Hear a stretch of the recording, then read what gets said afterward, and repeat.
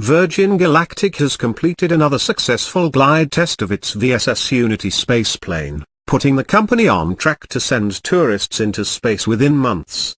The test, which comes more than 3 years since the firm's fatal crash, saw the craft maneuver safely to the ground from an altitude of 50,000 feet. Virgin Galactic founder Richard Branson has claimed VSS Unity, the second version of the company's Spaceship Two, will take people on suborbital test flights by April. So far, more than 700 affluent customers, including celebrities Brad Pitt and Katy Perry, have reserved a $250,000 seat on one of Virgin's space trips, with commercial flights planned for the end of the year. Founded in 2010 with the aim of taking paying customers to space and back again, tragedy struck Virgin Galactic in 2014 when a catastrophic Spaceship Two test flight crash killed one pilot and seriously injured another. It took 2 years for the company to regain approval from the U.S. Federal Aviation Administration to fly Spaceship Two again. Yesterday's glide test,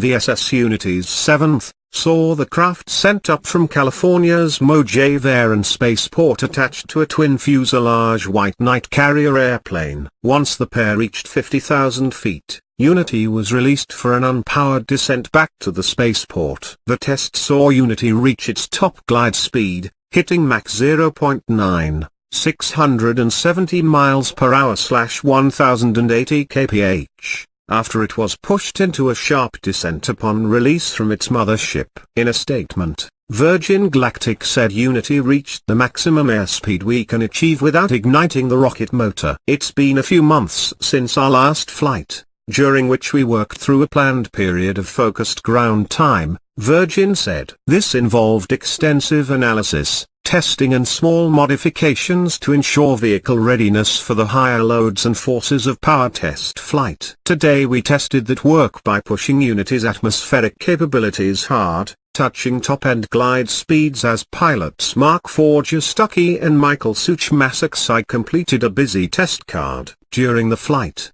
as with previous tests, Unity dumped 450 liters of water, simulating the shift in weight that would normally be caused by rocket fuel. Unlike other commercial spaceflight companies, such as SpaceX and Blue Origin, Virgin Galactic initiates its flights without using a traditional rocket launch. Instead, the firm launches VSS Unity and other craft from a carrier plane, dubbed VMS Eve. On commercial flights, the pair will travel up to 50 miles above the Earth's surface, an altitude defined as the edge of outer space by NASA. Within seconds, the rocket motor will be engaged and Unity will fly approximately 3.5 times the speed of sound into suborbital space, according to Virgin. After the rocket motor has fired for around a minute, the pilots will safely shut it down. Having just experienced a thrilling, dynamic rocket ride, the dramatic transition to silence and to true weightlessness will be a profound moment for our astronauts as they coast upwards towards space. If further tests go to plan, Virgin Galactic could be the first company to send commercial flights into space. In October, Richard Branson claimed he will go on a suborbital trip with his company by April 2018. Speaking at the Nordic Business Forum in Helsinki,